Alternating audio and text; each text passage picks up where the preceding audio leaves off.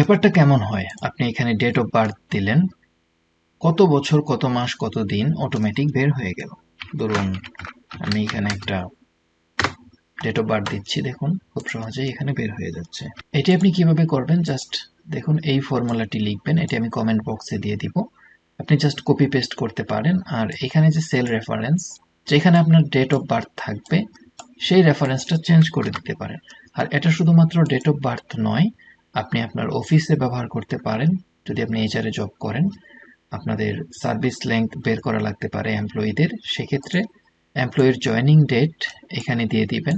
আর এই ফর্মুলাটিকে জাস্ট নিচে কপি করে আপনি যে কোনো জায়গায় যদি আপনি ডেট দেন,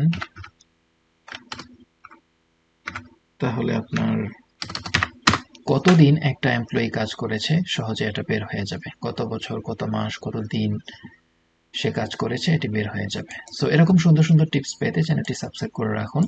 আর ফেসবুক থেকে দেখলে অবশ্যই ফলো করে রাখুন। ধন্যবাদ।